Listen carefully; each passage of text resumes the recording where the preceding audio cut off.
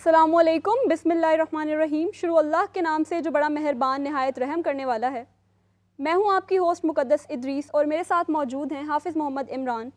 Mufti on line میں آپ سب کو خوش آمدید۔ ہمارے ساتھ موجود ہیں مفتی سخاوت منیر نعیمی صاحب، کیسر احمد راجہ صاحب اور ساشا صوفیہ صاحبہ جو کہ ہماری ہیومن رائٹس ایکٹیوسٹ ہیں۔ تو موضوع کی طرف بڑھنے سے پہلے میں چاہوں گی کہ مفتی صاحب کی تلاوت سے آغاز کیا جائے پروگرام کا۔ جی مفتی صاحب۔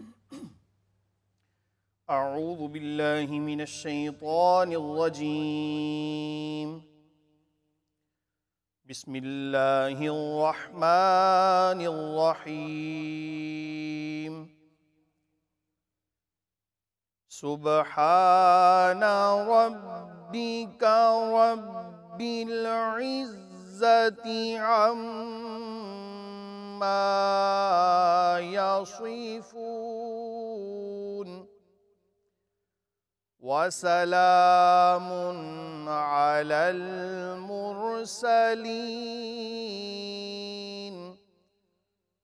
والحمد للہ رب العالمین۔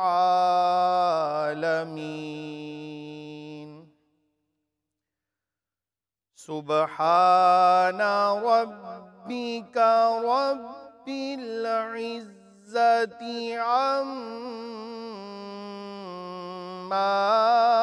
يصفون وسلام على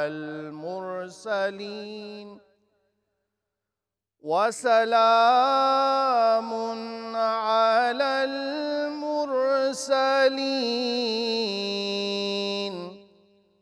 والحمد للہ رب العالمین۔ صدق اللہ العظیم۔ صدق رسول النبی الکریم ونحن علی ذلک من الشاہدین۔ جزاک اللہ جناب مفتی سخاوت منیر نعیمی صاحب۔ ناظرین کرام، جتنے بھی لوگ ہمیں اس وقت دیکھ رہے ہیں، آپ سنتے ہیں، دیکھتے ہیں، پڑھتے ہیں مختلف معاملات میں پاکستان میں حقوق کے حوالے سے خاصا بحث مباحثہ رہتا ہے، بات چیت رہتی ہے، لوگ اکٹھے ہوتے ہیں، بات کرتے ہیں، اور انسانی حقوق کے حوالے سے بھی گفتگو رہتی ہے۔ پاکستان میں مظاہرے ہوتے ہیں، احتجاج ہوتے ہیں۔ دین اسلام کے جو اگر ہم اس پر جائیں، اگر قرآن کریم کا مطالعہ کرتے ہیں، سیرت نبوی صلی اللہ علیہ وآلہ وسلم کا مطالعہ کرتے ہیں، تو قرآن کریم کی روشنی میں اللہ تعالیٰ کے احکامات کو دیکھتے ہوئے، نبی کریم صلی اللہ علیہ وآلہ وسلم کی مبارک سیرت اور زندگی کو دیکھتے ہوئے، اگر ہم ان حقوق کا، جس کے لیے آج ہم یہاں پر ایک دوسرے سے دست و گریباں بھی ہیں، ایک دوسرے کے ساتھ لڑائیاں بھی کرتے ہیں، جھگڑے بھی کرتے ہیں، مظاہرے بھی کرتے ہیں، احتجاج بھی کرتے ہیں، تو کیا واقعی ہم اس بنیاد پر ہیں یا نہیں ہیں؟ کوشش اسی پر کریں گے آج کے بات کی جائے، اور اسی حوالے سے جو شعور ہے وہ اپنے سننے والوں کو، دیکھنے والوں کو، جہاں جہاں بھی دیکھا جا رہا ہے، پہنچانے کی کوشش کریں گے۔ آپ کے سوالات بھی ہوں گے، آپ کے پیغامات بھی ہوں گے، آپ کامنٹس کر رہے ہوں گے تو وہاں سے بھی سوالات لیے جائیں گے، اور پھر آپ لائیو کالز کے ذریعے بھی اس پروگرام کا حصہ بن کر شرکت کر سکتے ہیں۔ اگر آپ کے خیال میں کہیں نہ کہیں کچھ ذہن میں شکوک و شبہات ہیں، خدشات ہیں، تو ان پر بھی کوشش کی جائے گی۔ مفتی صاحب، آغاز کچھ اس طریقے سے ہے کہ اگر حقوق کی بات کی جائے تو والدین کے اپنے حقوق ہیں قرآن کریم کی روشنی میں، اولاد کے اپنے حقوق ہیں، شوہر کے اپنے حقوق ہیں، بیوی کے اپنے حقوق ہیں، بہن بھائیوں کے اپنے حقوق ہیں، رشتہ داروں کے اپنے حقوق ہیں، ہمسایوں کے اپنے حقوق ہیں، بڑے کا چھوٹے پر حق ہے، چھوٹے کا بڑے پر حق ہے۔ تو اگر ہم اس کو کسی ایک جگہ سے والدین کے حقوق سے ہی آغاز کر لیں تو آپ کو لگتا ہے کہ آج معاشرے میں جتنی بھی جو اولاد ہے وہ والدین کے حقوق کو پورا کر رہی ہے؟ بسم اللہ الرحمن الرحیم، اللہم صلی وسلم وبارک علی سیدنا و مولانا محمد وعلی آلہ وصحبہ وبارک وسلم۔ بہت شکریہ حافظ صاحب، اور بڑا ہی اہم ٹاپک ہے ڈیفینیٹلی کہ حقوق اللہ ہیں اور حقوق العباد۔ حقوق اللہ ایسے ہیں کہ جن کا تعلق ذات باری تعالیٰ کے ساتھ اور بندے کے ساتھ ہے۔ اللہ تعالیٰ کی ذات تو قادر مطلق ہے، وہ چاہے تو اپنا حق معاف فرما دے، وہ قادر ہے نا، اس ذات کے اوپر نہ تو کوئی چیز واجب ہے اور نہ ہی کوئی بندہ اس ذات کا نفع کر سکتا ہے، نہ ہی اس ذات کا کوئی نقصان کر سکتا ہے۔ تو اس لیے اللہ تعالیٰ کے جو حقوق ہیں یہ اس کا مطلب ہرگز یہ نہیں کہ وہ پورے نہ کیے جائیں، وہ بھی پورے کرنے ہیں، ٹھیک ہے، لیکن جہاں تک تعلق ہے نا حقوق العباد کا، تو وہاں چونکہ بندے کا نفع بھی ہوتا ہے، بندے کا نقصان بھی ہوتا ہے، بندہ محتاج بھی ہے، ایک دوسرے کے ساتھ منسلک ہیں، ہر بندہ ایک نہ ایک بلکہ ہر بندہ دوسروں کے ساتھ اٹیچ ہے۔ تو اب ان تمام چیزوں کو ملحوظ خاطر رکھتے ہوئے ہر بندے کا دل کرتا ہے کہ میں اپنا فائدہ بھی کروں، اور جو مسلمان ہے اس کا چونکہ اللہ تعالیٰ کی ذات پہ ایک یقین کامل ہوتا ہے، اور اللہ تعالیٰ کی ذات پر یقین کامل ہونے کی وجہ سے وہ ہمیشہ کام وہ کرتا ہے جس کا تعلق زیادہ آخرت کے ساتھ ہو، دنیا کے ساتھ بھی اس کا تعلق ہو اور آخرت کے ساتھ بھی۔ تو اب جب کوئی بندہ ان تمام چیزوں کو مد نظر رکھتا ہے نا، تو پھر وہ حق لینے کی بات بعد میں کرتا ہے، پہلے وہ حق دینے کی بات کرتا ہے، کیونکہ اس کا توکل اللہ تعالیٰ کی ذات پہ ہے، اور اس کو پتا ہے کہ میں نے ایک نہ ایک دن اللہ کے سامنے جواب دینا ہے۔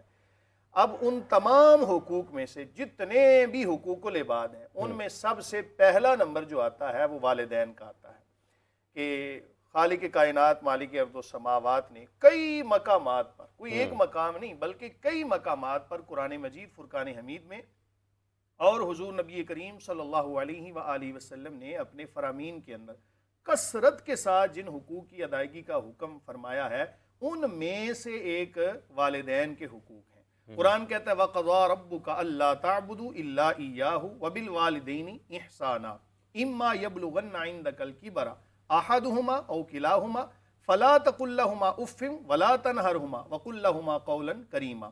اس سے آگے بھی وہ 2-3 آیات جو ہیں نا وہ اسی سے ریلیٹڈ ہیں، تو میں مفہوم آپ کے سامنے پیش کرتا ہوں۔ خالق کائنات نے فرمایا کہ رب کائنات نے تمہیں تاکیدی حکم دیا ہے۔ ایک ہوتا ہے ویسی حکم، اللہ تعالیٰ کے تمام حکم ہی تاکیدی ہیں، لیکن قضاء کا لفظ، اس کا لفظی معنی ہوتا ہے کسی کو وصیت کرنا، لیکن اللہ تعالیٰ کے لیے جب یہ لفظ بولا جائے تو پھر اس کا معنی ہوتا ہے تاکیدی حکم دینا، کہ خالق کائنات تمہیں تاکیدی حکم دیتا ہے کہ اس ذات کے علاوہ کسی اور کی عبادت جائز ہی نہیں ہے۔ دوسرے نمبر پر اس کے ساتھ ہی فرمایا وَبِالْوَالِدَيْنِ إِحْسَانًا، اپنے والدین کے ساتھ احسان والا معاملہ کرنا، حسن سلوک کرنا۔ اب اس سے پتہ چلتا ہے کہ اللہ تعالیٰ نے اپنی عبادت کے ساتھ ہی جس چیز کا ذکر فرمایا یہ سب سے اہم ہے، اور اس کا پورا کرنا بھی لازم ہے۔ اس کے بعد فرمایا کہ اگر ان میں سے کوئی ایک تمہیں مل جائے زندگی کے اندر یا دونوں، تو بڑھاپے کے اندر، خاص طور پہ بڑھاپے کے اندر، فلا تقل لہما اف، اف تک نہیں کہنا۔ اس کا مطلب یہ نہیں کہ صرف اف نہ کہے اور اس سے بڑھ کے جو مرضی کہتا رہے، مطلب یہ ہے کہ جہاں اس حد تک بھی نہیں کہنا، ہاں جی، جہاں بھی ہلکی سی تکلیف بھی پائی جاتی ہے نا، کسی کو ہم اگر اتنا کہہ دیں یار اف، تو یہ جملہ بھی اپنے والدین کے لیے تم نے نہیں کہنا۔ اگر ہم حدیث رسول صلی اللہ علیہ وآلہ وسلم سے جو ہے وہ روشنی لیتے ہیں، یقیناً کریم آقا علیہ الصلوۃ والسلام وہی ارشاد فرماتے ہیں جو اللہ کا حکم ہے۔ تو میں ایک حدیث اگر پیش کروں تو اسی میں تمام چیزیں ہیں۔ فرمایا کہ تمہارے والدین جو ہے نا یہ تمہارے لیے جنت بھی ہیں، تمہارے لیے جہنم بھی۔ یا رسول اللہ صلی اللہ علیہ وسلم، جنت کس طرح، جہنم کس طرح؟ فرمایا کہ اگر تم ان کے ساتھ حسن سلوک کرتے ہو تو یہ تمہارے لیے دنیا کے اندر جنت ہے، اور اگر تم ان کی نافرمانی کرتے ہو تو اس کا مطلب یہ نہیں کہ والدین جہنم ہے، مطلب یہ ہے کہ بندہ اگر اپنے والدین کے ساتھ حسن سلوک کرتا ہے تو اس کا یہ حسن سلوک کرنا اس بات کی دلیل ہے کہ اللہ تعالیٰ اس کو جنت عطا فرمائے گا، اور اگر نافرمانی کرتا ہے تو یہ نافرمانی سبب بنے گی اس بندے کے جہنم میں جانے کا۔ تو اس لیے بڑھاپے کے اندر والدین کو بڑی ضرورت ہوتی ہے، اور اگر اس موضوع کو ہی میرا خیال ہے بیان کیا جائے تو یہ بہت زیادہ طویل ہے۔ میں صرف اتنا کہوں گا کہ ایک بچہ جب گھر میں آتا ہے نا حافظ صاحب، تو آ کے تو اپنے موبائل پہ شروع ہو جاتا ہے دیکھنا، والدین دیکھتے رہتے ہیں کہ ہمارا بچہ ہمارے ساتھ کوئی بات کرے، سارا دن انتظار میں رہتے ہیں۔ بچے نے آ کے موبائل کھولا اور کہا اماں جی ابا جی مجھے بڑے کام ہیں، میں بڑا مصروف ہوں، تو والدین کے دل پر جو بیتتی ہے نا اس وقت یہ وہی جان سکتے ہیں، اور یہ بہت بڑی اذیت ہے۔ اذیت ہے، اس اذیت کے اوپر ہی بات کر رہے ہیں کہ آخر کے حقوق ہیں۔ ساشا صاحب آپ کس طرح سے دیکھتی ہیں اس معاملے کو؟ جیسے ابھی مفتی صاحب نے کہا ہے کہ یہ عمومی رویے ہیں پاکستان میں لوگوں کے، کہ والدین گھر میں ایک یا دونوں اگر تشریف فرما ہیں، موجود ہیں، تو اگر کوئی بھی ان کی والد بیٹا ہے بیٹی ہے گھر واپس آتے ہیں 7 8 9 10 گھنٹے کے بعد، تو بجائے اس کے کہ والدین کی طرف جائیں وہ اپنے موبائل میں مصروف ہو جاتے ہیں. تو یہ بھی ایک بگاڑ تو ہے نا. اور جہاں پر قرآن تعلیمات ہیں وہ مفتی صاحب نے بیان کی ہیں. بالکل میں اس بات پہ مفتی صاحب سے بالکل اگری کروں گی. مطلب اس میں کوئی دوسری رائے موجود ہے ہی نہیں ہے. وہ بھی میرے خیال سے اب جو لوگ شادی شدہ ہیں ان کے بچے ہیں، جو لوگ غیر شادی شدہ ہیں ان کے ماں باپ ہیں، ہم دیکھتے ہیں کہ میں ایک ورکنگ وومن ہوں اور میں دیکھتی ہوں کہ میں نے بہت ساری سنگل مدرس دیکھتی ہوں جو بچوں کو، یقین کریں آپ کہ ان کے پاس کوئی اور کام ہی نہیں ہوتا. اگر آپ ایک ماں بننا بھی ایسا کام ہوتا ہے کہ پھر آپ کے پاس دنیا میں کوئی کام نہیں ہوتا. ٹھیک ہے، آپ کی اپنی زندگی منسوخ ہو گئی، آپ کی اپنی زندگی، آپ کی وہ بچے کی زندگی ساری ہو گئی. وہ ماں نے اس کو کیسے سنبھالنا ہے، کیسے پالنا ہے، کیسے نہلانا ہے، کیسے کھلانا ہے، اس کا ایک ایک چیز کا خیال رکھنا، ہر چیز کو. ٹھیک ہے، وہ سنگل صرف فادر بھی ویسے کرتے ہیں. سنگل فادر بھی کرتے ہیں، اس میں کوئی خالی نہیں ہے. میں آپ کو صرف ایک مطلب ایک دیکھی دکھائی مثالیں دے رہی ہوں کہ وہ چیزیں دیکھنا مطلب کس طرح سے میں نے یہ لوگ ایکسپیرینس کیے ہوئے ہیں جو کر رہی ہوتی ہیں. تو وہ اٹس اے فل ٹائم، کیونکہ عموماً فادر کا کام یہ ہوتا ہے کہ اس نے باہر سے پیسے کما کے لانے ہوتے ہیں، گھر کے اکانومیکل جو ہے چیلنجز ان کو فیس کرنا ہوتا ہے، فائنینشیل ایشوز کو. ٹھیک ہے، ماں نے اس کو پریکٹیکلی سارا ڈیزالو کرنا ہوتا ہے. ٹھیک ہے، بچے کی اپ برنگنگ کو لے کر مینٹل کانشیسنیس کی بلڈ اپ کرنا ہوتا ہے، اس کی ایموشنل جتنی بھی نیڈس ہوتی ہیں ان کو پورا کرنا ہوتا ہے. ٹھیک ہے، اس کو کیا ماں کو پتہ ہے کہ میرے بچے کو کتنی دیر تک اس کو فزیکل لو کی ضرورت ہے، کب تک اس کو میرا ایموشنل ایڈوانٹیج چاہیے، مطلب وہ تمام چیزیں دیکھنی ہوتی ہیں. تو اب ہم اس کو اگر تھوڑا سا نفسیاتی پہلو سے دیکھیں تو وہ یہ ہے کہ والدین بالکل وہ ان کی بات جائز ہے، اس سے کوئی دوسری رائے موجود نہیں ہے. جب ہم بچوں کے ذہن میں آ کے دیکھیں کہ آخر ان کے دماغ میں ایسا کیا چل رہا ہوتا ہے کہ خالی ہم صرف نافرمانی کا ٹیگ لگا دیں. ٹھیک ہے، ہم یہ دیکھیں کہ آخر وہ کس چیز سے کیا چیزیں فیس کر رہے ہیں. آپ بھی یہاں سے کام کر کے گئے ہیں، وہ بھی گئے ہیں، میں یہاں سے جاؤں گی. ٹھیک ہے، ہم بھی ایک اوبیسلی ایک جو سوشل بیگیج ہے وہ اٹھا کے لے کے جا رہے ہیں. کام کا سٹریس ہے، ٹینشن ہے، باقی چیزیں ہیں. ٹھیک ہے، اپنے کیونکہ ہم بھی ایک مکمل انسان ہی بنے ہوتے نا، جو ہمارا کانشیسنیس ہے وہ مکمل نہیں ہوا. ٹھیک ہے، ہم بھی اس طرح کے بہت سارے بیگیج، ٹینشن، سٹریس لے کے جا رہے ہوتے ہیں، اور عموماً ہم انسان ہیں، ہمیں نہیں پتہ ہوتا کہ ہم نے اس کا کس طرح ریئیکٹ کرنا ہے. ٹھیک ہے، کئی دفعہ کہتے ہیں امی نا اچھا نا ماما بس ابھی کھانا کھا لیتے ہیں نا، کیا ہو گیا ابھی رک جائیے وہ. ٹھیک ہے، اب اس کی وجہ یہ ہوتا ہے کہ ہم لوگ سیٹلڈ نہیں ہوتے. ان لوگوں نے اپنی زندگیاں گزار دیں، ہمارے نام کر دیں، ہمارے ساتھ ابھی تک کھڑے ہوتے ہیں، یہ جی رہے ہیں ہمارے لیے. ٹھیک ہے، ہم لوگ اس عمر کے اس حصے میں ہوتے ہیں، ہم نے گھر چلانے ہوتے ہیں. ٹھیک ہے، ہم نے بھی گھر چلانے ہوتے ہیں، ہم نے اس میں حصے دار بننا ہوتا ہے. ہم چاہ تو رہے ہوتے ہیں کہ ہم اپنی ماں کو دنیا کی ہر خواہش اس کی پوری کریں، اپنے باپ کا جتنا ہو سکتا ہے اس کے لیے. ٹھیک ہے، آرام پیدا کریں، مگر اس کے باوجود ہمیں یہ چیزیں دیکھنی پڑتی ہیں. تو اس حوالے سے جو میں نے تھوڑا سا فیس کیا نا، میں پڑھاتی ہوں تو میں جو آج کی نوجوان جنریشن کو دیکھتی ہوں نا یونیورسٹیز میں جو آتی ہیں کہ وہ کہاں سٹک ہیں. بیسیکلی اس کی یہ ساری کی ساری چیزیں آپ کے اکانومیکل پرسپیکٹیو سے جڑی ہوتی ہیں، جو کہ بہت ساری اسٹیٹ کی ذمہ داریاں ہوتی ہیں وہ ہمیں پرووائڈ نہیں کر رہی ہوتی، اور اس کی وجہ سے ہمارے گھریلو حالات ہیں وہ بکھرے ہوتے ہیں. ریاست اپنی ذمہ داریاں نہیں نبھاتی ہے قیصر صاحب، تو پھر اس کے بعد یہ مختلف قسم کے مسائل پیدا ہوتے ہیں، اور اس میں ہی یہ ایک آپ اس کو کہتے ہیں، ہم کہہ سکتے ہیں کہ شاید نفسیاتی طور پر اتنے ہم کمزور ہو جاتے ہیں، یا پھر اس کے اتنے بد اثرات آتے ہیں کہ انسان اپنی جو بنیادی چیزیں ہیں انہی سے ہٹتا چلا جاتا ہے. دیکھیے میری اوپینین یہ ہے کہ ہم نے اس ٹاپک کو بالکل مڈل سے اسٹارٹ کیا ہے، and I don't think we can do justice to it اگر ہم مڈل سے اسٹارٹ کریں. اصل بات یہ ہے کہ زندگی گزارنے کے جو طریقے دنیا میں دو موجود ہیں، جو دو اپروچز ہیں ٹورڈز لائف، کولیکٹیوزم ہے اور انڈیویجولزم ہے، کہ بہتر پیکیج کون سا ہے. ہم مسلمان کولیکٹیوسٹ لوگ ہیں، ہم بائی ڈیفالٹ پوزیشن ہماری یہ ہے کہ ہم ایک سسٹم کا حصہ ہیں. اس سسٹم کو سسٹین کرنا ضروری ہے کہ ہماری بقا اس میں ہے. وہ سسٹم فیملی کا ہو سکتا ہے، وہ معاشرے کا ہو سکتا ہے. دوسرا انڈیویجولزم ہے کہ جس میں آپ اپنی کائنات کا مرکز آپ خود ہیں، اور آپ نے ایک سوشل کانٹریکٹ کیا ہوا ہے ایک خاندان کے ساتھ، ایک معاشرے کے ساتھ، لیکن اصل اہمیت آپ کی باقی ساری چیزیں سیکنڈری ہیں. اب ان میں سے کون سا سسٹم بہتر ہے، اصل سوال یہ ہے. اوبیسلی کولیکٹیو سسٹم بہتر ہے، اس لیے کہ انسان بذات خود ایک کولیکٹیوسٹ بینگ ہے، انڈیویجول بینگ تو وہ ہے ہی نہیں. وہ جہاں بھی جاتا ہے کمیونٹیز بلڈ کرتا ہے، سسٹم بناتا ہے، اپنی آزادیاں کنسیڈ کر کے سرٹن سیکیورٹیز لیتا ہے، تو یہ تو اس کی ایک خصلت میں شامل ہے.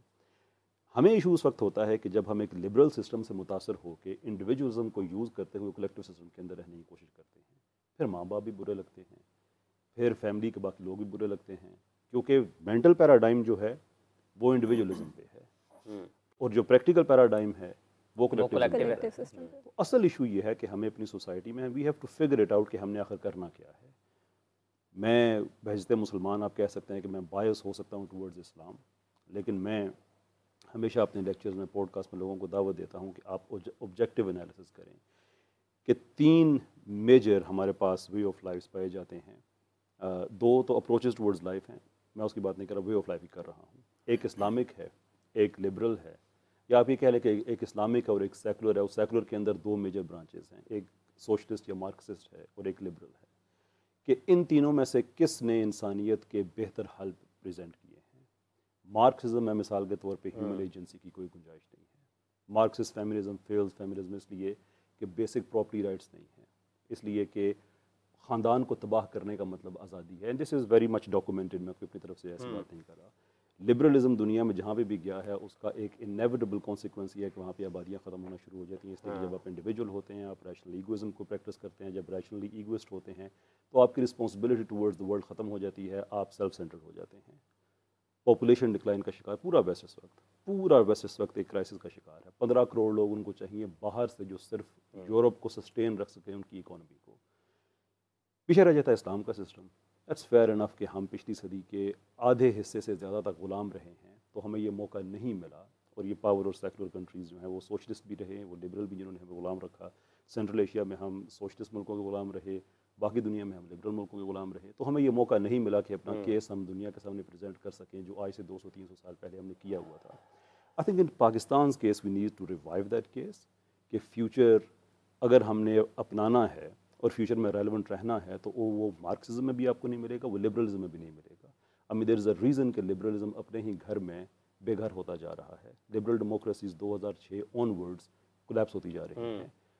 دنیا کا دوسرا جو مارکسزم رہ گیا، سوشل مارکسزم کے جتنے بھی آپ آف شوٹس کہہ لیں، socialism, communism, everything else, دنیا میں کوئی ایک ملک ایسا نہیں ہے جہاں پہ یہ تجربہ کامیاب ہوا ہو. ہر جگہ پہ اکنامک ڈیزاسٹر کر کے ناکام ہو جاتا ہے. پیچھے ایک آپشن رہ جاتا ہے. ایون اگر آپ ایبڈکٹیو ریزننگ کو بھی یوز کریں، لمیٹیو ریزننگ کو بھی یوز کریں، تو پیچھے ایک سسٹم رہ جاتا ہے جو انسانیت کی بقا کو اشور کرتا ہے. I think we need to go back to یہ ہاچ پوچ سسٹم. یہ ختم کرنا چاہیے ہمیں، یہ ختم کرنا چاہیے. جی کالز کا سلسلہ بھی شروع ہو چکا ہے، تو ایک کال لے لیتے ہیں پہلے. السلام علیکم. السلام علیکم. جی کون بات کر رہی ہوں چکوال سے. جی بشرا. میرا سوال ہے کہ آج کل کی جو جنریشن ہے نا اس میں برداشت ختم ہو چکی ہے، اور ہمیں بچپن سے ہی اوپر بات کے بارے میں بہت سمجھایا جاتا تھا اور پڑھایا جاتا تھا کہ آپ کو ایسے بہیو کرنا ہے ایسے. لیکن اب جو آج کل کا زمانہ آ گیا ہے کہ ہر کوئی کہتا ہے کہ تم کون ہو بھائی، میں ہی سب کچھ ہوں. تو ہم یہ مائنڈ سیٹ کو کیسے چینج کر سکتے ہیں، کیسے اب نیو جنریشن، ینگ جنریشن میں چینج لا سکتے ہیں؟ ٹھیک ہے جی ٹھیک ہے. جی ساشا صاحب، یہ عدم برداشت ہے بنیادی. ہاں بالکل انہوں نے ٹھیک بات کی کہ آج کل کی نوجوان جو جنریشن ہے وہ عدم برداشت اور عدم اعتماد کا بھی شکار ہے. دونوں چیزیں بہت زیادہ ہیں کہ مطلب آپ پیشنس لیول بالکل جواب دے اس کا ایک یہ بھی وجہ نہیں ہے کہ آپ خود کسی پر اعتماد اس لیے نہیں کرتے کیونکہ آپ ہر وقت کسی سب کو تو دھوکہ دے رہے ہوتے ہیں. ایگزیکٹلی. آپ خود بھی کر رہے ہوتے ہیں، آپ ہو بھی رہے ہوتے ہیں، آپ اس کا امپیکٹ آپ پہ بھی آ رہا ہوتا ہے. آپ دیکھیں نا، آپ کب سے شروع ہوتا ہے؟ جب ایک بچہ پیدا ہوتا ہے، ٹھیک ہے، وہ اس کے لیے تو چیزیں بہت clean and clear, black and white ہوتی ہیں، جو کہ ہم لوگ کہتے ہیں، ہم لوگ سب سے زیادہ ان کو یہ مسئلہ آتا ہے، کنفیوژن کا شکار رکھتے ہیں. ٹھیک ہے، اتنی کنفیوژن کا شکار رکھتے ہیں کہ ہمارا سماج بلڈ ہی کنفیوژن پہ ہے. وہ کہتے ہیں if you can't convince them just confuse them. ٹھیک ہے، اگر آپ ان کو کنونس نہیں کر سکتے کسی لاجک پہ، کسی ریشنالٹی پہ، ہم ریشنل بینگس پیدا ہی نہیں کر رہے. ٹھیک ہے، ہم ان کے ریشنلی ان کو براٹ اپ ہی نہیں کر رہے. ٹھیک ہے، ہم نے جہاں پہ لگا کہ بچہ کہہ رہا ہے، بچہ اب دیکھیں گروئنگ ایج میں ہے، وہ ٹین ایجنگ سے نکلا ہے، وہ لائک وہ ارلی 20s میں ہے، وہ اپنے سوالات کرے گا. وہ زندگی میں وہ جو دیکھ رہا ہے اس کے بارے میں بات کرے گا، بولے گا کہ یہ ایسا ہے تو ویسا کیوں ہے. ٹھیک ہے اماں، اگر آپ ہی یہ بات کہتی ہیں تو اگر ہم نانی کو کے گھر جا کے ایسا کرتے ہیں تو دادی کے ساتھ ایسا رویہ کیوں کرتے ہیں؟ ٹھیک ہے، وہ ایک پیراڈاکس کو آپ کا ہائی لائٹ کرے گا، وہ سیدھا بتائے گا آپ کو. یہ بہت سی ایک مائنر سی ایگزامپلس ہیں جو دے رہی ہوں. ٹھیک ہے، اب ایک مٹیریلسٹک سوسائٹی میں، کیسے سماج میں جہاں پہ برابری کی، اکوالٹی کی بات ہی نہیں ہے، جہاں پہ اس کو سب سے زیادہ آپ کلاسزم پہ بات کرتے ہیں، آپ نے اس کو کلاس اسٹرگل پڑھائی نہیں ہے، آپ اس کو بتاتے ہی نہیں ہیں کہ بیٹا ٹھیک ہے ہم یہ بھی اوکے ہیں, ہم نے اس نے دیکھا اس کے گھر پہ اس کے والدین نے ملازموں کے ساتھ کیسا سلوک کیا, تو اس نے دیکھا کہ باقی اس کے گھر کے والدین پہ اس کے بزرگوں نے کیسا سلوک کرتے ہیں, یا گھر میں مین اتھارٹی کون ہے, پیٹریارکی کیسے رن ہو رہی ہے, دادا کیسے بات کر رہے ہیں, تو وہ چیزیں ساری اس کی نفسیات اور اس کی پرسنالٹی کو بلڈ کرتی ہیں. ٹھیک ہے, اس نے گھر میں کامنس نہیں دیکھی, اس نے گھر میں دوسرے لوگوں کے ساتھ کائنڈ بیہیویئر ہوتا نہیں دیکھا, اس نے اپنی ماں کو اپنی ملازمہ کے ساتھ ایک انسانی رویہ کرتے ہوئے نہیں دیکھا. ہم نوجوان نسل کو برا بھلا کیوں کہتے ہیں؟ اس کا مطلب ہے جو ہم نے بویا وہ ہم نے کاٹا, جو ہم نے بویا وہ ہم نے کاٹا. جہاں پہ ہم نے آپ کے بچے غلطی دیکھیں, آپ کے بچے غلطی بھی کرتے ہیں, دو طریقے ہوتے ہیں, ایک تو ہم ان سے چھپ کے کام کریں, ایک تو ہم ان کو روکیں, ایک ان کے سنب کریں, ایک ہم محفل میں بیٹھ کے ان کی سیلف اسٹیم کو ہٹ کریں. ٹھیک ہے, جسٹ ٹو شو دیٹ کہ we are powerful and they are not. آپ پھر ایک ہوتی ہے آپ ان کے ساتھ آپ ان کے ساتھ بھی کیا بچوں کے ساتھ برابری کا رشتہ رکھتے ہیں؟ کیا آپ ان کو صرف یہ نہیں سمجھتے کہ یہ مجھ سے کتنا چھوٹا ہے, میں اس سے کتنا بڑا ہوں, میں باپ ہوں یا وہ بچہ ہے, یا میں ماں ہوں وہ بچہ ہے یا وہ بچی ہے, تو ہم ان کا کتنا ڈائلاگ کرتے ہیں ان کے ساتھ, صرف اسی وجہ سے کہ ہم ان کو پال پوس رہے ہیں. ٹھیک ہے, ہم ان کا خرچہ اٹھا رہے ہیں, تو اسی وجہ سے کہ بیٹا کہ اب دیکھیں نا, میں اب ان چیزوں پہ بھی اکانومی, سر مارکسزم کی بات کر رہے تھے, ان چیزوں پہ بھی اکانومی, رشتوں میں بھی اکانومی آ جاتی ہے. جو بچہ گھر میں سب سے زیادہ کما کے لاتا ہوتا ہے, محفلوں میں دعوتوں میں ماں سب سے زیادہ اس کو پیش کرتی ہے, یہ میرا بیٹا پائلٹ ہے جناب. ٹھیک ہے, اس کے بعد اس کرے گی یہ میرا بیٹا اسکول ٹیچر ہے. ٹھیک ہے, اس کے بعد کرے گی یہ ابھی کوشش کر رہا ہے, پڑھ رہا ہے. اکانومی رشتوں میں بھی آ جاتی ہے, خونی رشتوں میں بھی آ جاتی ہے, ان رشتوں میں بھی آ جاتی ہے جس ماں نے خود جنم دیا ہوتا ہے. تو ہماری وہیں پہ چیزیں اکانومی آپ کی رن کرتی ہے ہر چیزوں میں, یہ ماننی پڑے گی. ٹھیک ہے, ڈائلیکٹک مٹیریلزم ہے, مارکسزم نے یہی بتاتا ہے کہ ڈائلیکٹک مٹیریلزم ہے, سوشلزم کا مقصد ہی یہی ہے. میری باری تو نہیں ہے, میں صرف ایک سوال پوچھنا چاہتا ہوں. ٹھیک ہے, why is it the case کہ مارکسزم ہر جگہ پہ جا کے فیل ہو جاتا ہے؟ سر کیوں؟ اب میں آئی وش کہ میں بہت ساری اور بھی سر, صرف ایک آئیڈیالوجی نہیں فیل ہوتی, کافی آئیڈیالوجیز ہیں سر دنیا میں. لبرلزم بھی آئیڈیالوجی ہے, ہیگل کی آئیڈیالوجی ہے, نیچے کی آئیڈیالوجی ہے, بہت سارے فلاسفر کی اور اکانومسٹ کی آئیڈیالوجی ہے. یہ نہیں مطلب ایک لٹریری پرسپیکٹو سے میں بات کر رہی ہوں کہ ہر تھوڑا بہت چینج آ کے انہوں نے اپنے طریقے سے پیش کرنے کی کوشش کی نا. لینن بعد میں کمیونزم کو لے کر آیا.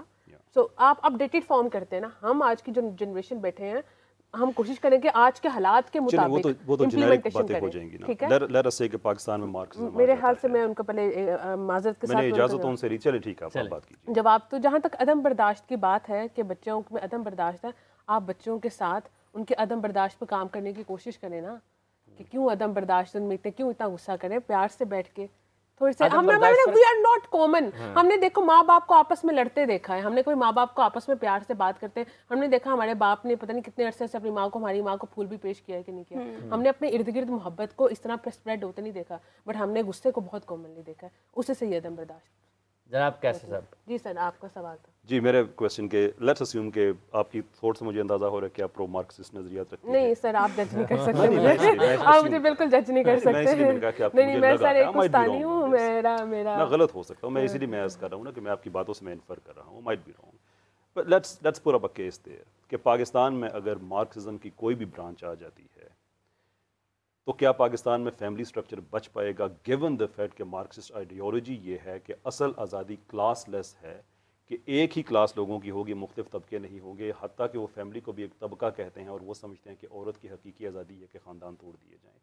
پاکستان میں مارکسزم آئے گا تو خاندان بچیں گے ہمارے؟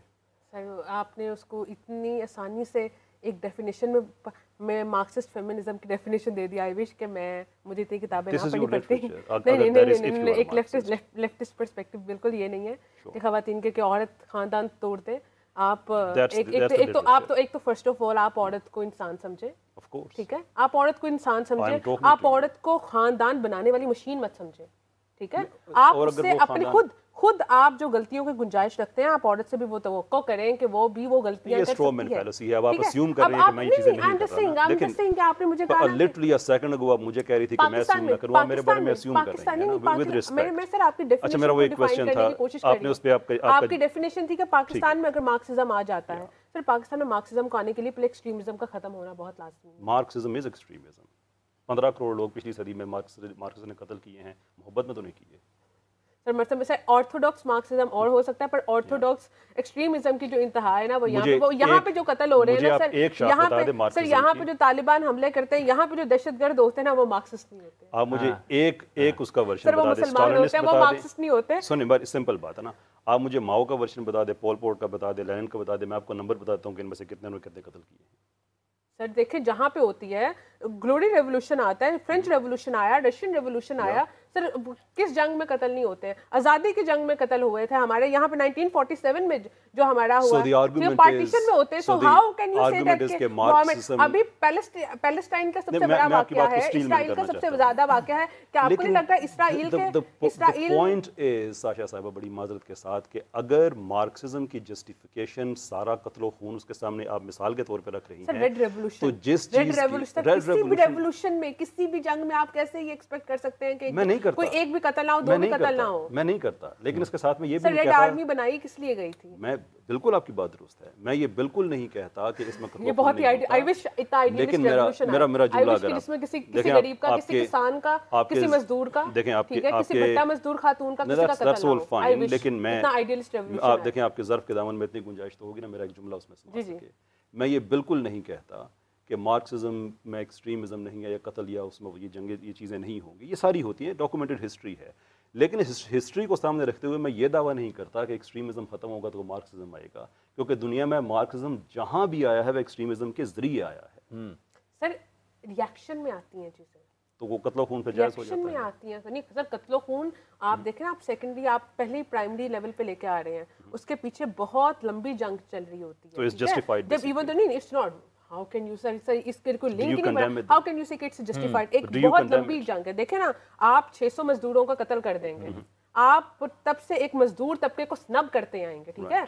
आप इशराफिया, आप कैपिटलिज्म से, आप जो कैपिटलिस्ट हैं, आप उनको इंसान नहीं समझेंगे। और ये लेनिन को जस्टिफिकेशन देगा कि वो 10 लाख लोगों को फ्यूडल लॉर्ड्स हैं, ठीक है, आप फ्यूडल लॉर्ड्स हैं, और अभी तक फ्यूडलिज्म इंतहा पे है, अभी तक स्टिल पाकिस्तान में एग्जिस्ट करती है, ठीक है? आप वडेरे हैं, आप इंसानों ये हाफिज साहब में सिर्फ रिकॉर्ड पे रखने के लिए कॉलर ले मेरा ये, अगर मैं बहुत माजरत चाहता हूँ, ये सिर्फ इसलिए कि बात कॉन्टेक्स्ट में रहे कि पाकिस्तान में फ्यूडलिज्म बहुत ज़्यादा है। इंटरेस्टिंग कि पाकिस्तान में जो सोशलिस्ट नज़रियात रखने वाले हैं, अक्सरियत जिनकी सिंध में है, वो सारे फ्यूडल हैं। So that is your problem to solve, not hours. जी अस्सलाम वालेकुम, कौन साहब मोहतरमा कहाँ से हैं? मैं शबाना बात कर रही हूँ मुल्तान से। मेरा सवाल ये है कि कहा जाता है कि बीवी अगर शौहर का हक अदा ना करे तो उस पर फरिश्ते लतान करते हैं, लेकिन क्या इस्लाम में बीवी के कॉन्सेंट की कोई हैसियत है या नहीं है? मुझे इस हवाले से पूछना है। मैडम, इस्लाम में बीवी अगर हक अदा ना करे कोई खातून, कोई बीवी अपने शौहर का, तो उसके हवाले से ये बताइए कि वैसे ये कोई इसकी जो उन्होंने अल्फाज अदा किए हैं शरन यहाँ पर क्या है, वाकई ऐसे अल्फाज हैं? बिस्मिल्लाहिर्रहमानिर्रहीम। यकीनन ये हदीस मुबारक है कि जो बीवी है अगर अपने खावन का हक अदा नहीं करती, हक अदा करने से मुराद या ना करने से मुराद ये है कि खावंद उसे जो एक तबी हाजत है उसके लिए अपने पास बुलाता है और वो इनकार कर देती है, और उसका इनकार करना भी कोई उज़्र शरी पर मबनी ना हो। उज़्र शरी अब इसमें क्या है कि उसके मखसूस अय्याम है या कोई भी ऐसा दरमियान में मसला है तो उसको समझा दे। तो अगर कोई भी दरमियान में रुकावट नहीं है तो फिर वो इनकार करती है, तो नबी करीम सल्लल्लाहु अलैहि वसल्लम ने फरमाया, जिसका मफ़हूम है कि सारी रात फरिश्ते उस खातून के ऊपर लानत करते हैं। अब मैं ये समझता हूँ कि एक खावंद और बीवी के दरमियान इतना कोई एक होना तो चाहिए कि एक दूसरे की बातों को, एक दूसरे के मामलात को बर्दाश्त करके चलें।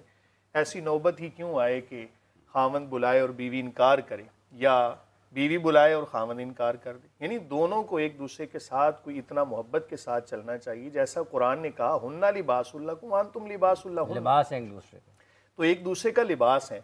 रही बात ये कि क्या बीवी की कोई अहमियत नहीं, तो ऐसी बात नहीं है जनाब। अल्लाह ताला ने खावंद के हवाले से बीवी को और बीवी के हवाले से खावंद को बड़ी अहमियत अता फरमाई। अर्रिजालु कव्वामून अलन निसा बिमा फद्दलल्लाहु बअदहुम अला बअदिन व बिमा अनफक़ू मिन अम्वालिहिम। अगर हम इस आयत को पढ़ते हैं तो हमें वो आयत भी पढ़नी चाहिए, वलहुन्ना मिस्लुल लज़ी अलैहिन्ना बिल मारूफ वलिर्रिजालि अलैहिन्ना दरजा, कि जिस तरह मर्दों के ख़वातीन के ऊपर हुकूक हैं इसी तरह ख़वातीन के मर्दों के ऊपर हुकूक हैं। सिर्फ फ़र्क इतना है कि मर्दों को एक दर्जा अल्लाह ताला ने फ़जीलत अता फरमाई है। تو دیکھیں جب ہم اس فضیلت کو نہیں سمجھیں گے نا تو ہم کہیں گے، خاتون کہے گی مجھے فضیلت ہونی چاہیے، تو جو ایک فضیلت اللہ تعالیٰ نے عطا فرما دی ہے، میرے خیال سے اگر اسی کو ملحوظ خاطر رکھتے ہوئے چلے نا تو اسی میں عافیت ہے۔ جب بیوی چاہتی ہے نا کہ میں اپنا حق جو ہے ایک خاوند سے چھین کر لوں اور اس سے آگے بڑھنے کی کوشش کروں تو پھر معاملات خراب ہوتے ہیں۔ میں نے اسی لیے شروع میں جو بطور تمہید آپ سے ایک عرض کیا تھا کہ ایک مسلمان کا توکل جو ہے نا وہ اللہ تعالیٰ کی ذات پہ ہوتا ہے، اور مسلمان کی نظر ہمیشہ آخرت پہ ہوتی ہے۔ اگر بالفرض دنیا کے اندر کہیں اس کی حق تلفی بھی ہو رہی ہے، خاوند کی حق تلفی ہو رہی ہے یا بیوی کی حق تلفی ہو رہی ہے، یا اللہ نہ کرے ان کی بھی حق تلفی ہو، اس کے علاوہ اگر والدین کی حق تلفی ہو رہی ہے اولاد کی، تو ہر بندے کو یہ بات اس کے مد نظر ہونی چاہیے کہ میں نے اللہ تعالیٰ کو جواب دینا ہے۔ تو اگر دنیا میں کہیں حق تلفی ہو رہی ہے تو اس کا اجر کسی نہ کسی صورت میں اس بندے کو جس کی حق تلفی ہوئی ہے آخرت میں یقیناً ملنے والا ہے۔ تو اگر ان تمام چیزوں کو مد نظر رکھتے ہوئے اور تھوڑا سا جھکاؤ پیدا کر لیں کسی بھی معاملے کے اندر، تو میرا خیال ہے یہ تمام کے تمام مسائل مطلب آپ کو باہمی رضامندی ہے، اور اگر آپ نے ساتھ رہنا ہوتا ہے کسی بھی۔ میں حافظ صاحب ایک جملہ عرض کروں یہاں پہ کہ یہ جو سوال کیا تھا نا کہ خاوند بیوی کو بلائے اور بیوی اس کی فرما برداری نہ کرے کسی لحاظ سے بھی، تو خاوند کے اندر بھی کوئی ایسی چیز ہونی چاہیے نا کہ بیوی انکار نہ کر سکے، اور بیوی میں بھی ایسی چیز ہونی چاہیے کہ خاوند انکار نہ کر سکے۔ ایک دوسرے کی پسند ناپسند اور کسی کے اٹریکشن کو اتنا تو سمجھنا چاہیے کہ ٹھیک ہے نا، میرا اشارہ جی کیسے سر؟ دیکھیں کسی بھی رشتے میں جو ٹرمز اینڈ کنڈیشنز ہیں وہ دو چیزوں پہ کھڑے ہوتے ہیں، رائٹس اینڈ اوبلیگیشنز۔ وہ بھلے امپلائر امپلائی کا ہو، میاں بیوی کا ہو، جو بھی ہو دنیا میں، ڈزنٹ ریلی میٹر۔ تو جو قرآن نے واضح کر دیا ہے میاں بیوی کے کانٹیکس میں کہ دونوں کے حقوق برابر ہیں، لیکن مردوں کو ایک درجہ پھر افضلیت ہے، تو اس کا مطلب ہے کہ حقوق تو برابر ہی ہیں، اب پیچھے فرائض بچتے ہیں، تو فرائض میں ایک درجہ اگر افضلیت ہے تو فرائض میں، اور ہمیں نظر بھی آتا ہے قوام بنایا گیا ہے، جاؤ محنت کرو، دھوپ بارش ڈزنٹ میٹر، تمہاری ذمہ داری ہے، you are the provider, you have to. تو بلکہ آپ اگر شافی فقہ میں جائیں تو وہاں تو ان چیزوں کو بہت زیادہ ایلیبریٹ کیا گیا ہے کہ ہسبینڈ نہیں ڈینائی کر سکتا اپنی وائف کی اگر اس کے سیکشول ڈیزائر ہے، نہیں ساری فقوں میں ہے ایسا ہی، لیکن ایک میں اس کو زیادہ ایلیبریٹ کیا گیا، کسی میں امپلائڈ رکھا گیا ہے، لیکن ون وے اور دی ادر۔ ہاں یہ بات ضرور ہے کہ چونکہ کچھ چیزیں سوسائٹی میں زیادہ مشہور ہو جاتی ہیں تو اس کے ساتھ بہت سی چیزیں ہوتی ہیں وہ لوگ خود سمجھ لیتے ہیں کہ شاید وہ ہیں ہی نہیں۔ حقوق کی جہاں تک بات ہے exactly the same, there is no difference, بس یہ بات زیادہ مشہور ہوگی ہے کہ بیوی نہ نہیں کر سکتی، ہسبینڈ بھی نہیں کر سکتا۔ جی ساشا، آپ اس پہ کیا کامنٹ کریں گی؟ اس وومن کا کنسنٹ جو ہے وہ میٹر کرتا ہے یا نہیں کرتا؟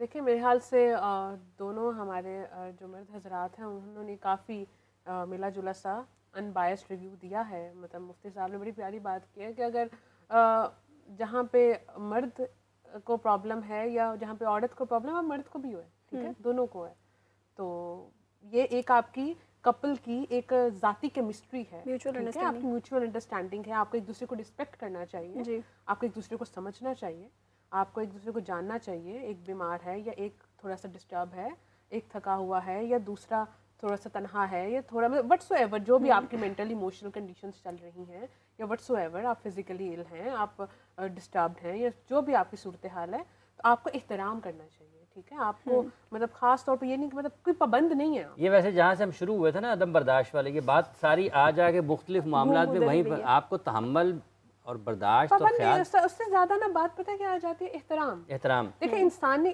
سب سے آسان کام ہے کسی بھی انسان کا احترام کرنا، کسی بھی انسان کا احترام کرنا۔ تو آپ میرے خیال سے وہ جو آپ کا اتنا قریبی رشتہ ہے، آپ کی جو بیوی ہے، آپ کی ساتھی ہے، آپ کی پارٹنر ہے، آپ کی دوست ہے، آپ کی کمپینین ہے، آپ کی کامریڈ ہے، آپ کے ساتھ اس نے زندگی ساری گزارنی ہے، آپ کے بچوں کی ماں بھی ہے، تو مطلب آپ کو احترام آپ کا ایک دوسرے کے لیے بہت اہم ہے کہ آپ کو سمجھنا چاہیے کہ وہ ہے جی بالکل ٹھیک ہے، مطلب اس سے things can be really easy. ٹھیک ہے۔ اچھا کیسر صاحب، یہ جو جس طرح سے یہ پاکستان میں عمومی طور پر معاشرے میں جو مسائل اس طرح سے ہیں، لوگ جہاں پر اس حد تک بھی بعض اوقات بات پڑتی ہے برداشت والے معاملے میں، خاندانوں کے خاندان تباہ ہو جاتے ہیں، بچے بیچارے آج بھی اگر ہم فیملی کورٹس میں جاتے ہیں روزانہ کی بنیاد پر، اگر آپ احترام کو تو نہ ستیہ ناس ہی ہو چکا ہے، دفن ہی ہو چکا ہے، مطلب 5-5 4-4 3-3 2-2 سال کے بچے ہیں گود میں اٹھائے ہوئے ہیں، وہ ماں ادھر بھاگ رہی ہے، باپ ادھر بھاگ رہا ہے، وہ دادا دادی ادھر ہیں، نانا نانی ادھر ہیں، بچے خوار ہو رہے ہیں. تو یہ اگر ہم یہ کہہ رہے ہیں کہ نوجوان نسل میں عدم برداشت ہے، تو جس نے 15 سال کے بعد جوان ہونا ہے اس کو پھر ہم کیا دے رہے ہیں؟ عدالتیں تو بھری پڑی ہیں. ایگزیکٹلی یہی ہوگا، جو ان پٹ ہوگا وہ آؤٹ پٹ اسی پہ بیس کرے گا. Absolutely true. میں اسی لیے جو چیز بار بار عرض کرتا ہوں کہ we need to take religion to its true shape. ہمارے لیے اسلام نماز روزے سے آگے بڑھا ہی نہیں ہے. جب ہم کہتے ہیں نا کہ it's a way of life, it has a meaning. اس کے اوپر صدیوں کا ڈیٹا موجود ہے، آئیڈیل سوسائٹیز موجود ہیں، right from the government to the ordinary person, سب کے rights obligations. It is a paradigm پورے کا پورا. اب ایشو یہ ہے کہ مثال کے طور پہ ہم پاکستان کا جو ڈرامہ دیکھتے ہیں کنسسٹنٹلی 4-5 کہانیوں ان کو ریگرجیٹیٹ کیا جاتا ہے. اب اس میں ایک اسٹرانگ وومن وہ ہے جس نے جو شادی شدہ ہو کے کسی اور مرد کے ساتھ بھی اس کا کہیں نہ کہیں کوئی تعلق چل رہا ہے. ایک اسٹرانگ مرد وہ ہے جو شادی شدہ ہو کے کہیں کسی اور کے ساتھ تعلق رکھا ہوا ہے. اب وہ آپ کو دکھا رہے ہیں کہ ایک کولیکٹیوسٹ معاشرے کے اندر ایک انڈیویجولسٹک آئیڈیا پرومسکوٹی جس کو ہم امپلائڈلی کر رہے ہیں، پروموٹ کر رہے ہیں، اور ایک 9 سال 8 سال کا بچہ یا بچی، ان فیملیز کی میں بات کر رہا ہوں جو ٹوٹی نہیں ہیں، وہ ہر روز ماما بابا کے ساتھ بیٹھ کے ڈرامہ دیکھ رہے ہیں. اب 9-10 سال دیکھتے دیکھتے جب ان کی اپنی عمر 18-20 سال ہو جائے گی تو ان کا مطلب ہے کہ جو ان کے سیکھنے کی بیسٹ ایج تھی اس وقت ان کو جو ڈیٹا ان پٹ کیا گیا وہ یہی ہے. اب اسی کا ہی آؤٹ پٹ نکلنا ہے. اب وہ یونیورسٹی میں جائیں گے جہاں پہ ان کو یہ ساری کی ساری ایک سیف ایک اسپیس بھی مل جاتی ہے جہاں یہ سارا کام ہو بھی سکتا ہے. اٹس ہوچ پوچ کی میں بات کرتا ہوں. ایشو یہ ہے کہ ہم نے ایک زمانہ ہوتا تھا کہ ہم کہتے تھے کہ مسلمان کا مسئلہ یہ ہے. یہ اس زمانے کی بات ہے جب ہم سے جو پچھلی جنریشن ہے یہ تانا وہ اپنے آپ کو دیا کرتے تھے کہ مسئلہ یہ ہے کہ ہم پاکستان میں رہ کے عیاشی ساری ویسٹ والی کرنا چاہتے ہیں، دفن مدینہ ہونا چاہتے ہیں، اور بعد میں ہمیں جنت بھی چاہیے. وہ چیز جو ہے نا وہ اب زیادہ عام ہو گئی ہے کہ ہم ایک ہی وقت میں یہ سارے مزے لینا چاہتے ہیں. ایسا نہیں ہو سکتا. We have to choose. بھائی اسلام کو اب پڑھنا شروع کر دیں. یہ نماز روزے کی بات نہیں ہے، وہ انٹری پوائنٹ ہے، اینڈ پوائنٹ نہیں ہے. اصل کہانی اس کے بعد سٹارٹ ہوتی ہے when you realize کہ آپ ایک سٹیزن ہیں اور آپ کے پاس ایک گائیڈنس ہے کہ آپ نے سٹیزن اس طرح سے بننا ہے، وائف ایسے بننا ہے، ہسبینڈ ایسے بننا ہے، فادر ایسے بننا ہے. یہ ساری کی ساری باتیں آپ پریکٹیکلی لے کے آتے ہیں تو چیزیں ٹھیک ہو جاتی ہیں. جب آپ ایک چیز وہاں سے پکڑیں گے وہاں سے پکڑیں تو پھر یہی ہوگا. بالکل آپ کی بات ٹھیک ہے. جو اتنا کنفیوزڈ ان پٹ ہے، اور ہمارے ہاں تو پرٹیکولرلی کنفیوزڈ اس لیے بھی ہے کہ ہمارے اندر کا جو چھوٹا سا اسلام ہے وہ ہمیشہ مظلوم رہا ہے. پہلے وہ مظلوم رہا اس لیے کہ ہم جن سسٹم سے ہم اسلام کی طرف آئے تھے، جس کے اندر بہت سے ہندوازم یا جس بھی ریلیجن سے ہم آئے تھے، ایک اس کا کلچر، اس کے بعد ہم بن گئے غلام. سینٹرل ایشیا میں ہم بن گئے مارکسسٹ لوگوں کے غلام، باقی جگہ پہ ہم بن گئے لبرلز کے غلام. پھر ہمارے اندر کا مسلمان ان کا غلام ہو گیا. پھر جب آزادیاں ملی تو ہم ایک انٹرنیشنل آرڈر کے اندر جوان ہو رہے ہیں. پھر انٹرنیشنل میڈیا، انٹرنیشنل ادارے، وہ سب کچھ وہ کنٹرول کرتے ہیں، نیریٹو بلڈنگ وہ کرتے ہیں. ہم یہاں تک آ چکے ہیں. آج کا مسلمان جو کنفیوز ہوا، وہ جو سمجھتا ہے یار مسلمان اب یہاں پہ بڑی ایکسٹریمزم پایا جاتا ہے، بڑے کس کا نیریٹو لے رہا ہے؟ جو عراق کو برباد کر چکے ہیں، افغانستان کو، سیریا کو. نیریٹو جو بنا رہے ہیں، جو آپ کے خیال میں جس میں لیبیا لے لیں، عراق لے لیں، ایران لے لیں، اور بھی مسلم ممالک، شام کا، مصر کا، ادھر ادھر حال دیکھ لیں، وہ نیریٹو بلڈ کرتے ہیں اور اسی کے اوپر بات آپ کا خیال ہے. ایک کالر ہے جی ہمارے ساتھ. السلام علیکم. کون صاحب کہاں سے ہیں محترمہ؟ وعلیکم السلام. میں طفیل بات کر رہا ہوں ساہیوال سے. ہاں جی طفیل. میرا ایک سوال ہے ساشا صاحبہ سے. میں پوچھ سکتا ہوں سوال؟ جی جی پوچھیں، آپ نے فون تو کیا. اچھا، سوال میرا یہ ہے کہ ہم نے دیکھا ہے پاکستان میں نا بڑی بڑی تحریکیں چلتی ہیں عورت کے آزادی کے لیے، عورت کے حقوق کے لیے. کیا یہ تحریکیں مرد کے حقوق کے کبھی نہیں چلیں؟ یہ مرد کے حقوق نہیں ہے اس معاشرے میں. ٹھیک ہے. ساشا صاحب کا سوال ہے. جی سوال رپیٹ کریں گے آپ؟ تھوڑی سی ان کی سنب آواز تھی. انہوں نے کہا جی کہ عورت کی حقوق کے لیے بہت تحریکیں چلتی ہیں، مرد کے حقوق کے لیے تو کوئی تحریک نہیں چلتی. ساہیوال سے آپ وہاں سے شروع کریں نا ایک کام. ہاں جی. تو نہیں، انہوں نے کہیں کہ اب دیکھیں نا، جو طبقہ محکوم ہوتا ہے تو اسی پہ تحریکیں چلیں گی نا. آپ پہ ہوتا تو مردوں پہ چلتی. جب میٹریارکی تھی جب تو مردوں پہ بھی. مطلب اب دیکھیں نا، اب اگر آپ اپنی بیویوں کے یا اپنی گھر میں اپنی بہنوں کے، اپنی ماؤں کے، اپنے گھر کی موجود تمام عورتوں کے ساتھی ہیں تو آپ کو یہ تحریکیں تکلیف نہیں دینی چاہیے. آپ کو اندازہ ہونا چاہیے کہ یار میری بہن جب گھر سے باہر نکلتی ہے वाकई ही जब वो पढ़ने के लिए, पढ़ाने के लिए, किसी काम के लिए निकलती है, उसको ये मामला फेस करने पड़ते हैं।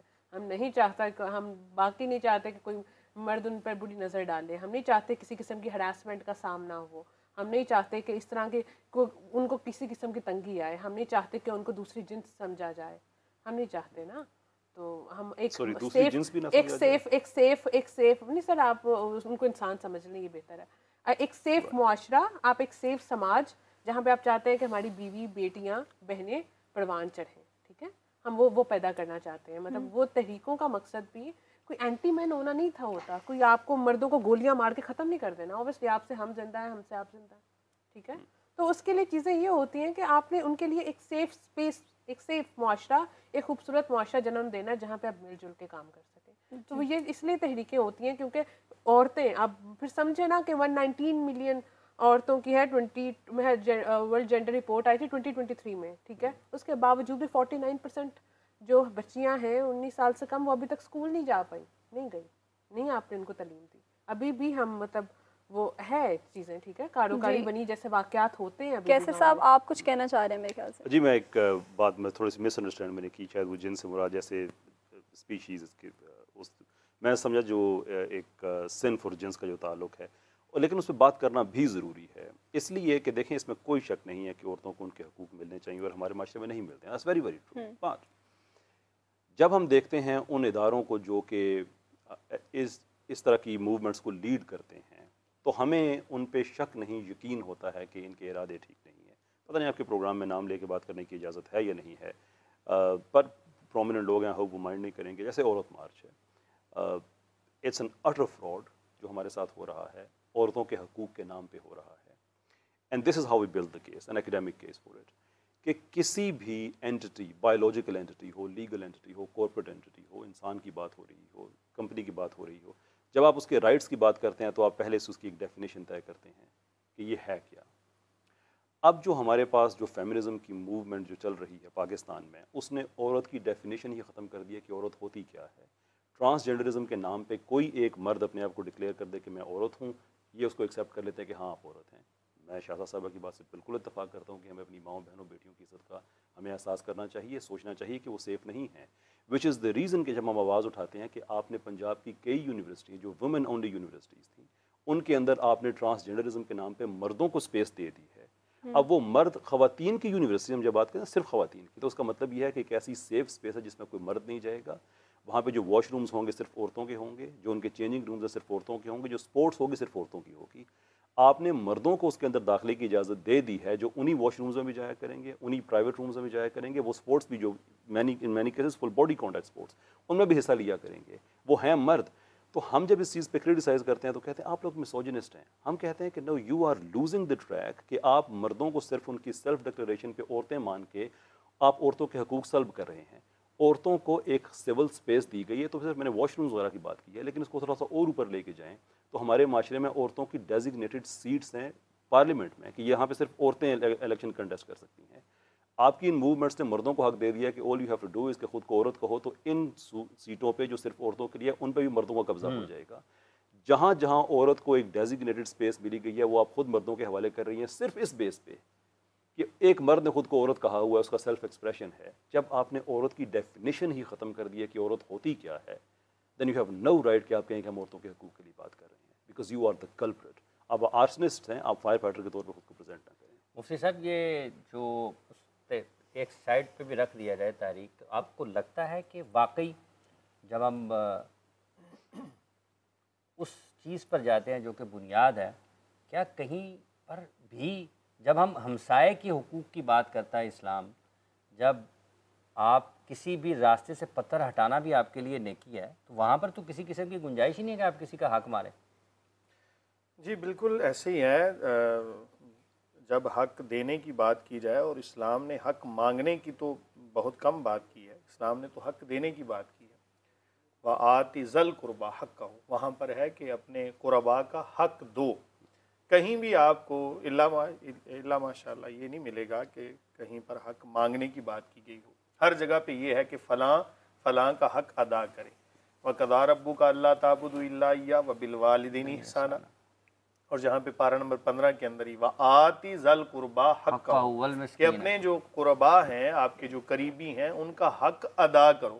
تو یہ مانگنے کا لفظ وہ ہمارے معاشرے کے اندر ایک ایسا نکل آیا کہ ایک بندہ یہ سمجھتا ہے کہ اسلام کے حقوق ادا کرنے کے بعد بھی مجھے اگر کسی سے حق مانگنے کی ضرورت ہے تو میں یہ سمجھتا ہوں صرف اور صرف تعلیمات اسلامیہ سے دوری کے باعث یہ ایسا معاملہ ہے۔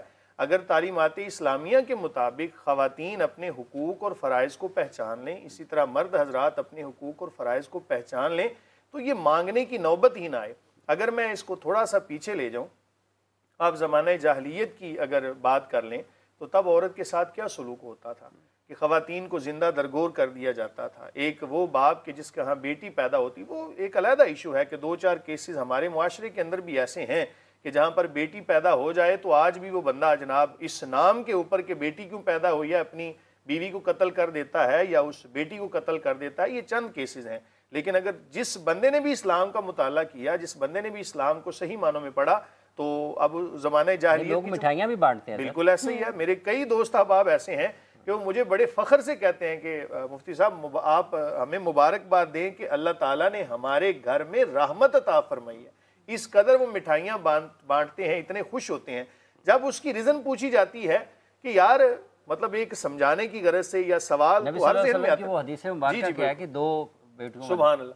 تو جب وہ پوچھا جائے کہ بھئی مبارکباد، لوگ تو اس کو وصول نہیں کرتے یا کئی لوگ تو اس مبارکباد کو پسند نہیں کر رہے، وہ کہتے ہیں یار ہم رسول اللہ صلی اللہ علیہ وآلہ وسلم کے اس فرمان کے مطابق کہ جس بندے نے 2 بیٹیوں کی پرورش کی وہ جنت میں ایسے ہوگا میرے قریب جس طرح 2 انگلیاں قریب ہیں۔ تو دیکھیں نا، اسلام نے تو عورت کو اتنا حق، صرف اور صرف خاتون سے ایک تقاضا کس چیز کا ہے کہ وہ اپنے ہسبینڈ کی، اپنے خاوند کی فرما برداری کرے۔ جب وہ فرما برداری کر لیتی ہے، اللہ تعالیٰ نے جو اسے عطا فرمایا بیٹا، اس ماں کے قدموں کے نیچے اس کی جنت رکھ دی گئی۔ اسی طرح بیٹے کو حکم کیا ہے کہ اپنی ماں کی فرما برداری اس حد تک کر کے 3 درجے تیرے اوپر باپ سے بھی زیادہ ماں کی فرما برداری لازم ہے۔ تو میرے خیال سے اگر ان تمام چیزوں کو صحیح معنوں میں پڑھ لیا جائے اور زندگیوں میں شامل کر لیا جائے، نہ تو کہیں احتجاج کی ضرورت ہے اور نہ ہی کسی جگہ پر حق مانگنے کی ضرورت ہے۔ صرف اور صرف تعلیمات اسلامیہ کو نا ہم نے پتہ نہیں کیا وجہ ہے کہ ہم بچے کو قرآن پڑھا کے نا تو ہم سمجھتے ہیں ہم نے بڑا تیر مار لیا۔ بچے نے ناظرہ قرآن پڑھ لیا، ہم کہتے نہیں ہم نے بچے کو مسلمان کر دیا، اس کا مسلمان ہونے کا حق ادا کر دیا، 6 کلمے سکھا دیے، ایمان کی صفات سکھا دی، اس کا نکاح کر دیا۔ بھئی باقی چیزیں کس نے سکھانی ہیں؟ ایک معاشرے کے اندر کس طرح رہنا ہے، بیوی کے ساتھ کیسے رہنا ہے۔ ابھی بڑی اچھی بات ہوئی، ایک بچہ جب اپنے ماں باپ کو دیکھتا ہے آپس میں لڑتے ہوئے تو اس کے ذہن میں وہ ایک لڑائی کا تصور پیدا ہو جاتا ہے۔ تو اگر یہ ہم تمام چیزیں جو اسلام کی ہیں ان کو اپنی زندگیوں میں شامل کر کے اپنی آنے والی نسلوں تک پیش کر دیں تو یہ تمام کے تمام جو حقوق اور حقوق کی جو جنگیں ہوتی ہیں نا، یہ ساری کی ساری بند ہو جائیں گی۔ آخر میں وہ جملہ کہ کوئی بھی اگر مرد اپنے آپ کو خاتون ڈکلیئر کر دیتا ہے یا خاتون اپنے آپ کو مرد ڈکلیئر کر دیتی ہے، یاد رکھیں جب شیطان کو جنت سے نکالا گیا تھا نا تو اس نے کہا تھا، قرآن میں جس کا تذکرہ ہے، وَلَا أُضِلَّنَّهُمْ وَلَا أُمَنِّيَنَّهُمْ وَلَا آمُرَنَّهُمْ فَلَا يُبَتِّكُنَّ آذَانَ الْأَنْعَامِ وَلَا آمُرَنَّهُمْ فَلَا يُغَيِّرُنَّ خَلْقَ اللَّهِ۔ شیطان نے بھی یہ قسم کھا کے کہا تھا کہ میں دنیا میں جا کے تو تغییر خلق اللہ والا معاملہ کروں گا، یعنی مردوں کو کہوں گا کہ وہ خواتین کی طرح بن کر سامنے آئیں اور خواتین کو کہوں گا کہ مردوں کی طرح بن کر سامنے آئیں۔ تو میری یہ آپ سب سے سننے والوں سے ایک گزارش ہے کہ شیطان کی اس قسم کو پورا نہ کریں، بلکہ آپ کو اللہ تعالیٰ نے جو بنایا ہے نا، اللہ تعالیٰ کے اس بنائے ہوئے میں ہی خوش رہیں اور اسی کے اندر عافیت ہے۔ ٹھیک، ایک کالر ہے جی ہمارے ساتھ، کون سا محترمہ کہاں سے؟ السلام علیکم۔ اچھا جی، ڈراپ ہو گئی ہے کال ڈسکنیکٹ ہو گئی ہے۔ تو میرے خیال سے وہ جو مرد عورت والی بات چل نکلی ہے، میرے خیال سے یہ LGBTQ کے رائٹس پہ ہے، یہ آپ کا شو ویسے ختم ہونے کو ہے تو اس پہ کسی الگ نشست رکھے اور تاکہ اس کا پھر شروعات سے کرے۔ ابھی میرے حال سے کالر آ گئے جی ہمارے ساتھ۔ السلام علیکم جی، کون سا محترمہ کہاں سے ہیں؟ اچھا جی، کال ڈراپ ہو گئی ہے۔ اچھا، مجھے ڈراپ ہو گئی ہے تو میں ایک جملہ ایڈ کرنا چاہوں گا کہ it has to stay on record کہ یہ جو عورت مرد کی بات اور ٹرانسجنڈرزم کی بات ہوئی ہے، ساشا صاحبہ کا یہ کامنٹ کہ یہ LGBTQ کے رائٹس کی بات ہے، آئی ایگری ود دیٹ۔ تو میں اپنا ایگریمنٹ آن ریکارڈ رکھنا چاہتا ہوں کہ ٹرانسجنڈرزم کے حقوق کی بات LGBTQ کے رائٹس کی بات ہے۔ ٹھیک ہے، بہت بہت شکریہ آپ کا جناب کیسر صاحب. آپ اچھا جی کالر کال ہے جی. السلام علیکم. کون صاحب محترمہ کہاں سے ہیں؟ جی میں کاشف بات کر رہا ہوں راول پنڈی سے. ہاں جی کاشف صاحب.